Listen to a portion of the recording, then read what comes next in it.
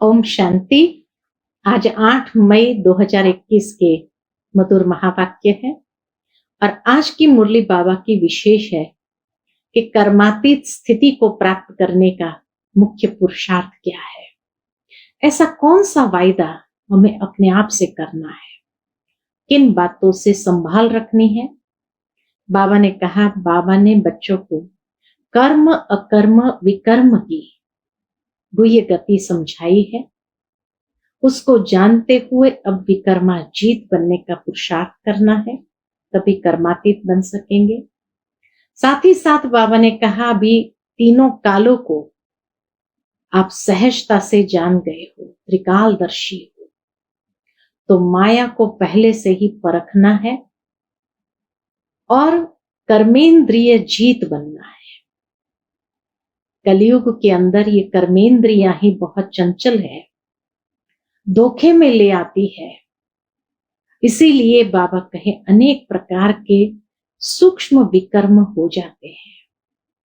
बाबा ने वो सूक्ष्म धारणाओं की बात भी पक्की कराई है और यही वायदा स्वयं से करना है कि अभी कोई भी कर्मेंद्रियां चंचलता में आकर के हमें धोखा न दे। सुनते हैं बाबा के मधुर महावाक्य। ओम शांति। मीठे बच्चे, अपने आप से पूछो कि मैं कर्मेंद्रिय जीत बना हूं। कोई भी कर्मेंद्रिय मुझे धोखा तो नहीं देती है। प्रश्न है, कर्मातीत बनने के लिए तुम बच्चों को अपने आप से कौन सा वायदा करना है? उत्तर, अपने से वायदा करो कि कोई भी कर्मेंद्रिय कभी भी चलायमान हो नहीं सकती। मुझे अपनी कर्मेंद्रियां वश में करनी है।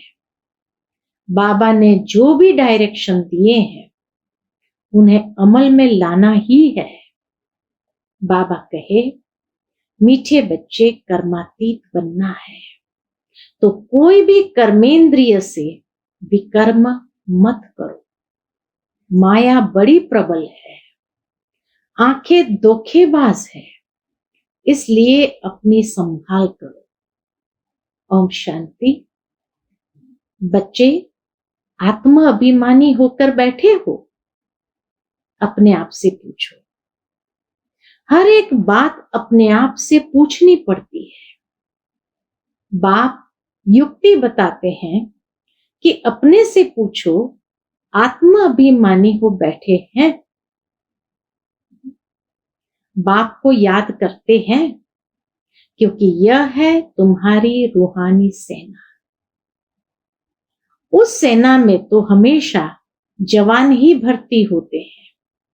इस सेना में जवान 14-15 वर्ष के भी है तो 90 वर्ष के बूढ़े भी है तो छोटे बच्चे भी है। यह सेना है माया पर जीत पाने के लिए। हर एक को माया पर जीत पहन बाप से बेहद का वर्षा पाना है, क्योंकि माया बहुत दुस्तर है। बच्चे स्वयं भी जानते हैं कि माया बड़ी प्रबल है। हर एक कर्मेंद्रिय धोखा बहुत देती है। सबसे पहले जास्ती धोखा देने वाली कौन सी इंद्रिय है? आंखें ही सबसे जास्ती धोखा देती है। अपनी स्त्री होते भी, बाबा कहे, अपनी स्त्री होते हुए भी दूसरी कोई खूबसूरत देखेंगे तो झट वह खींचेगी। आंखें बड़ा धोखा देती है। दिल होती है, उनको हाथ लगाए। बच्चों को समझाया जाता है, सदैव बुद्धि से यह समझो कि हम ब्रह्मा कुमार कुमारियां भाई बहन हैं। इसमें माया बहुत गुप्त धोखा देती है। इसलिए यह चार्ट में भी लिखना चाहिए कि आज सारे दिन में कौन कौन सी कर्मेंद्रिय ने हमको धोखा दिया। सबसे जास्ती दुश्मन है ये आंखें। तो ये लिखना चाहिए। फलानी को देखा, हमारी दृष्टि गई। सूरदास का भी मिसाल है ना, अपनी आंखें निकाल दी। अपनी जांच करेंगे तो आंखें धोखा जास्ती देती है। अपनी स्त्री को भी छोड़ कोई अच्छी देखी तो उस पर फिदा हो जाते हैं। कोई गायन में होशियार होंगी, श्रृंगार अच्छा होगा तो आंखें झट चलायमान हो जाएगी। इसलिए बाबा कहते हैं ये आंखें बहुत धोखा देती है। बल सर्विस भी करते हैं परंतु आंखें बहुत धोखा देती है। इस दुश्मन पर पूरी जांच रखनी है, नहीं तो समझो हम अपने पद को भ्रष्ट कर लेंगे। जो समझदार बच्चे हैं उनको अपने पास डायरी में नोट करना चाहिए। फलानी को देखा तो हमारी दृष्टि गई। फिर अपने को आप ही सजा दो। भक्ति मार्ग में भी पूजा के टाइम बुद्धि और तरफ भागती है तो अपने को चुटी यानी चुटकी से काटते हैं। चुटकी देते हैं ना, तो बाबा कहे चुटकी से काटते हैं। तो जब ऐसी कोई स्त्री आदि सामने आती है तो किनारा कर लेना चाहिए। विधि बताई बाबा ने कि कैसे अपनी आंखों के ऊपर इस कर्मेंद्रिय की चंचलता के ऊपर विजयी हो सकते हैं। तो बाबा कहे जब ऐसी कोई स्त्री आदि सामने आती है तो किनारा कर लेना चाहिए। खड़े होकर देखना नहीं चाहिए, आंखें बहुत धोखा देने वाली है। इसलिए सन्यासी लोग आंखें बंद कर बैठते हैं। स्त्री को पिछाड़ी में, पुरुषों को आगे में बिठाते हैं। कई ऐसे भी होते हैं जो स्त्री को बिल्कुल देखते नहीं है। तुम बच्चों को तो बहुत मेहनत करनी है। विश्व का राज्य भाग्य लेना कोई कम बात थोड़ी है।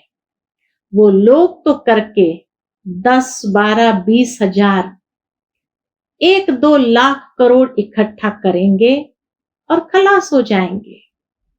तुम बच्चों को तो अविनाशी वर्षा मिलता है।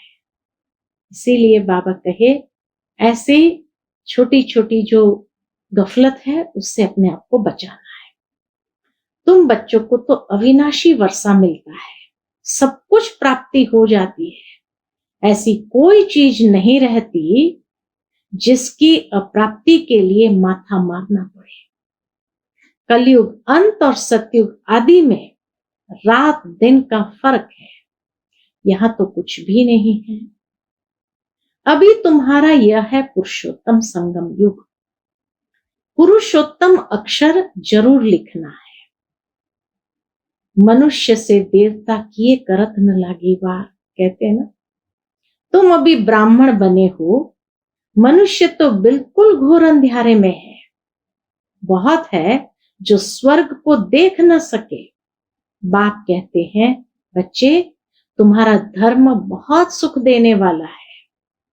मनुष्य को थोड़ी कुछ पता है। भारतवासी भी भूल गए हैं कि हेवन क्या चीज है। क्रिश्चियन लोग भी खुद कहते हैं हेवन था। इन लक्ष्मी नारायण को गॉड गॉडेस कहते हैं ना, तो जरूर गॉड ही ऐसा बनाएगा। तो बाप समझाते हैं मेहनत बहुत करनी है। रोज अपना पोता मिल देखो, कौन सी कर्मेंद्रिय ने हमको धोखा दिया। मुख भी बहुत धोखा देता है।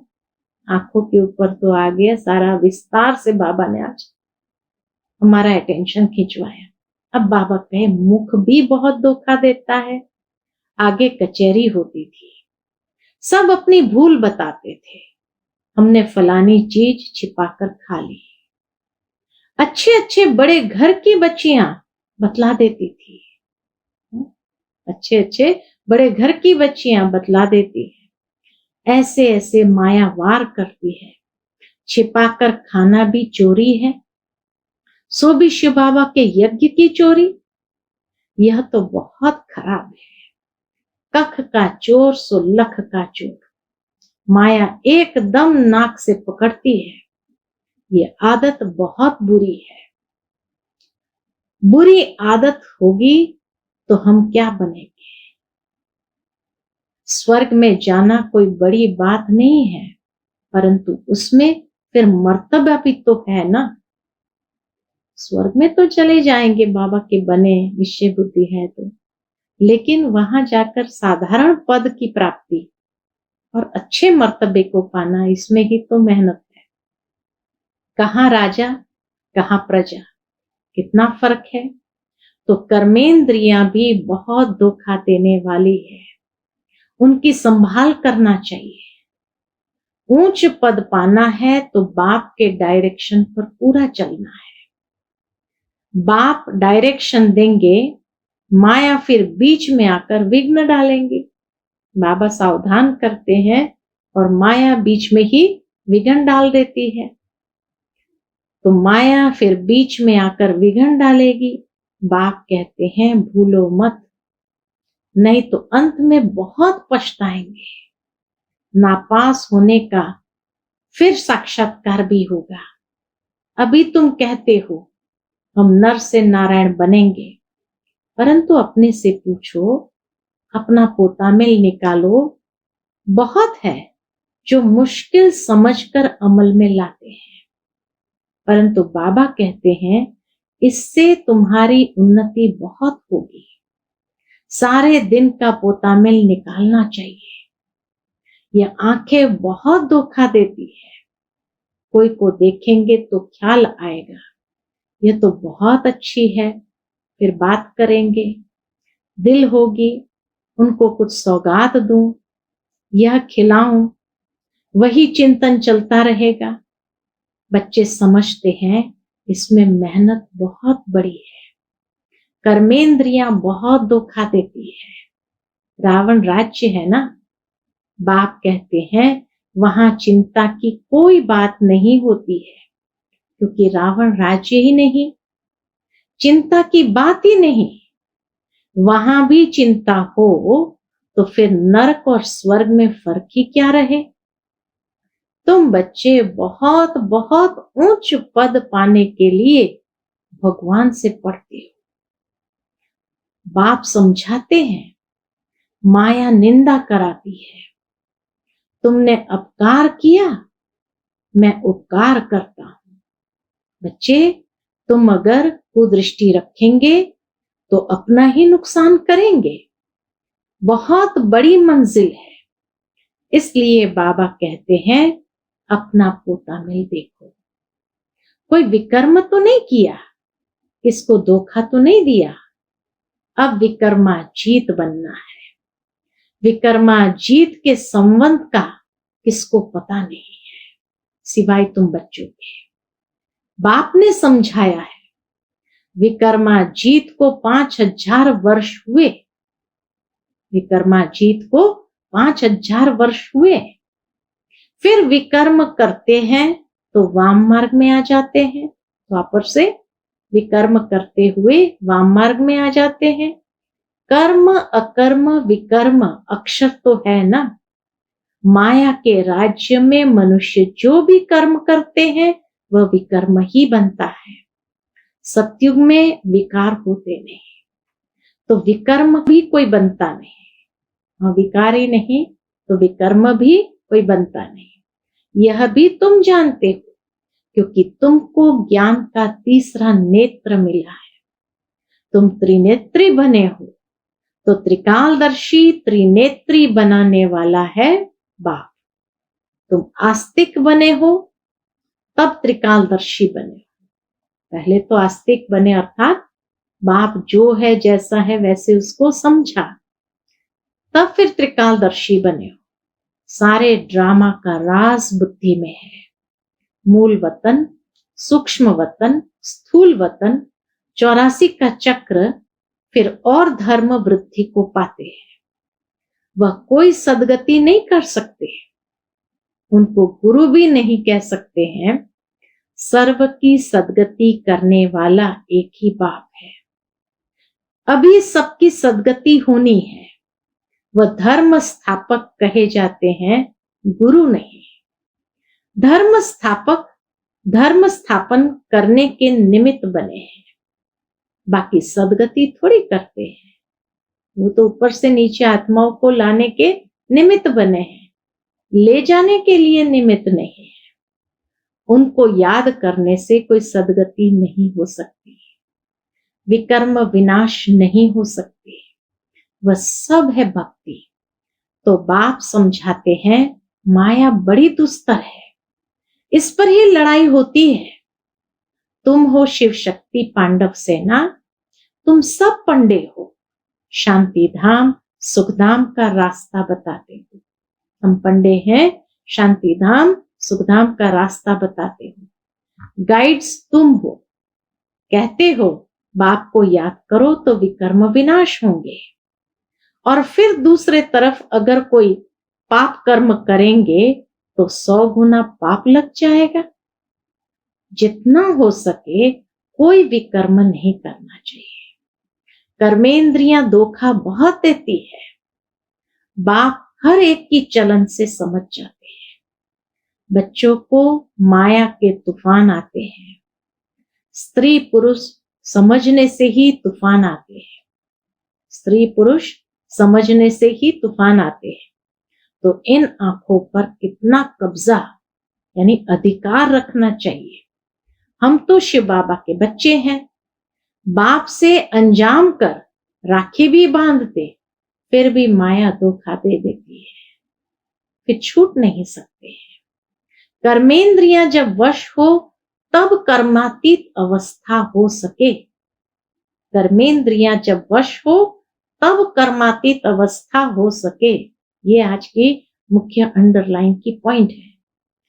कहना तो सहज है कि हम लक्ष्मी नारायण बनेंगे, परंतु समझ भी चाहिए ना। बाप कहते हैं डायरेक्शन पर अमल करो, बाबा बाबा करते रहो, बाबा से हम पूरा वर्षा लेंगे, ऐसा टीचर कभी भी कहां भी नहीं मिलेगा। इन सब बातों को देवताएं भी नहीं जानते, तो पिछाड़ी के धर्म वाले फिर कैसे जान सकते हैं। बाबा कहते हैं मैं कुछ कहूं तो भी समझो, ये शिव बाबा कहते हैं। ब्रह्मा बाबा कहते हैं अगर मैं कुछ कहूं तो भी समझो, ये शिव बाबा कहते हैं। ऐसे मत समझो कि यह दादा कहते हैं। यह तो मेरा रथ है, यह क्या करता, तुम बच्चों को राजाई मैं देता। शिव बाबा कहते तुम बच्चों को राजाई मैं देता, यह रथ थोड़ी देता है, यह तो बिल्कुल बेगर है। यह भी बाबा से वर्षा लेता है, जैसे तुम पुरुषार्थ करते हो वैसे यह भी करता है। यह भी स्टूडेंट लाइफ में है, यह रथ लोन पर लिया हुआ है, तमो प्रधान है। तुम पूज्य देवता बनने के लिए, मनुष्य से देवता बनने के लिए पढ़ते हो। कोई की तकदीर में नहीं है तो कहते हैं मुझे तो संशय है। शिव बाबा कैसे आकर पढ़ाते हैं, तो माया कैसे सूक्ष्म में आती है, बुद्धि को हिला देती है। तो कहते मुझे तो संशय है। शिव बाबा कैसे आकर पढ़ाते हैं, मुझे तो समझ में नहीं आता है। बाप की याद बिगर विकर्म विनाश हो न सके, पूरी सजा खानी पड़ेगी। यह राजाई स्थापन हो रही है। राजाओं को कितनी दासियां होती है। बाबा तो राजाओं के कनेक्शन में आया हुआ है, ब्रह्मा बाबा तो राजाओं के कनेक्शन में आया हुआ है। दासियां दहेज में देते हैं। यहां ही इतनी दासियां हैं तो सतयुग में तो कितनी होगी। बाबा कहे यहां ही इतनी दासियां हैं तो सतयुग में कितनी होगी। यह भी राजधानी स्थापन हो रही है। बाबा जानते हैं क्या क्या कर रहे हैं, हर एक के पोतामिल से बाबा बता सकते हैं। इस समय मर जाए तो क्या बनेंगे। कर्मातीत अवस्था तो पिछाड़ी में सब नंबरवार पाते हैं, तो यह कमाई है। कमाई में मनुष्य कितना बिजी रहते हैं। खाना खाते रहेंगे, टेलीफोन कान पर होगा, ये भी बाबा जानते, एक तरफ खाना खाते रहेंगे और दूसरी ओर टेलीफोन पर धंधे की बातें चलती रहेगी। ऐसे आदमी को ज्ञान उठा न सके। यहाँ गरीब साधारण ही आते हैं। शाहूकार लोग तो कहेंगे फुर्सत कहाँ। अरे सिर्फ बाप को याद करो तो विकर्म विनाश हो जाए। तो बाबा मीठे मीठे बच्चों को बार बार समझाते हैं। हर एक को ये पैगाम देना है, जो ऐसा कोई न कहे कि हमको क्या पता शिव बाबा आया हुआ है। बस सारा दिन बाबा बाबा ही कहते रहो। कई बच्चियां बहुत याद करती हैं। शिव बाबा कहने से ही कई बच्चों को प्रेम के आंसू आ जाते हैं। कब जाकर मिलेंगे? देखा नहीं है। बाबा कहे देखा नहीं है तो भी तड़पती रहती है, और देखे हुए फिर मानते नहीं। संशय आ जाता है। वह दूर बैठे आंसू बहाती रहती है। वंडर है ना, ब्रह्मा का भी बहुतों को साक्षात्कार होता है, आगे चल बहुतों को साक्षात्कार होगा। मनुष्य को मरने समय सब आकर कहते हैं भगवान को याद करो, तुम भी शिव बाबा को याद करो। बाप कहते हैं बच्चे पुरुषार्थ में मेकअप करते रहो, मौका मिलता है तो मेकअप करो। कमाई कितनी भारी है। कोई कोई तो ऐसे हैं जो कितना भी समझाओ तो भी बुद्धि में नहीं बैठता। बाप कहते हैं ऐसे नहीं बनना है, अपना कल्याण करो, बाप की श्रीमत पर चलो। तुमको बाप पुरुषों में उत्तम बनाते हैं। यह है एम ऑब्जेक्ट। बाबा सर्विस के लिए कितनी युक्तियां बताते रहते हैं। संदेश तो सबको देना है, तो समझे यह तो बरोबर सच कहते हैं।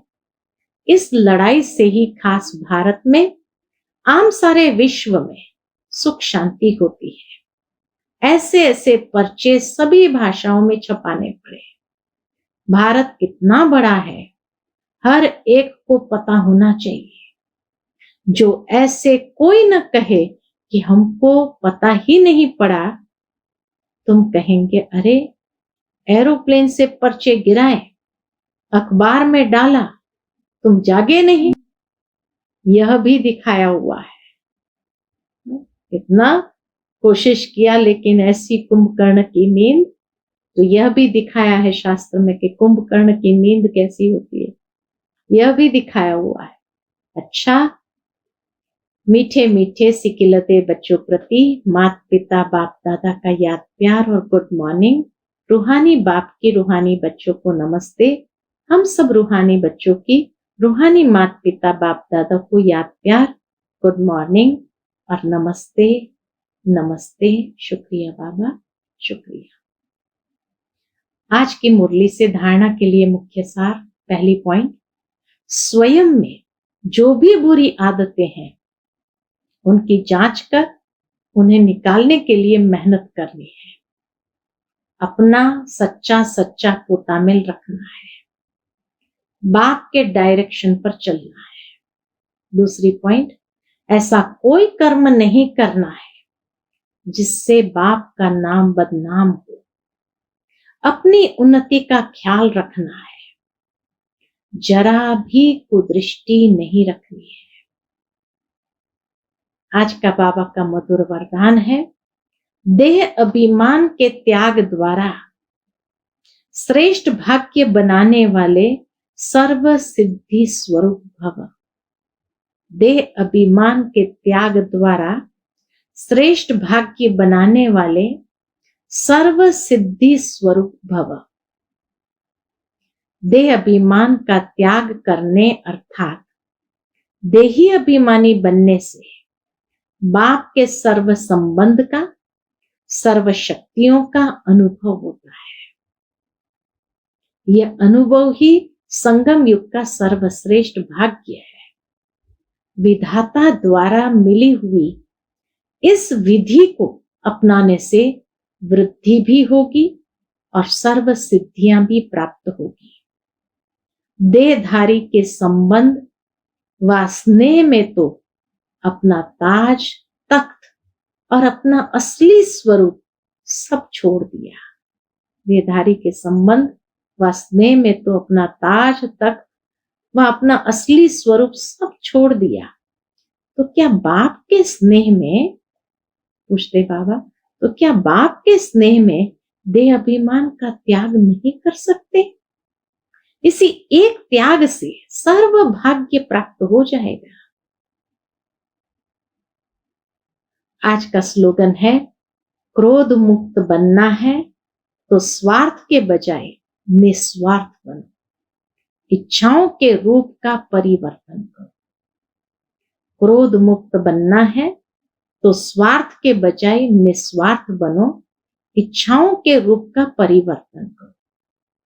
क्योंकि अगर स्वार्थ की पूर्ति न हुई तो गुस्सा तो आता है, इसीलिए उनको परिवर्तन करो, स्वार्थ को निस्वार्थ में परिवर्तन करो। अच्छा, ओम शांति।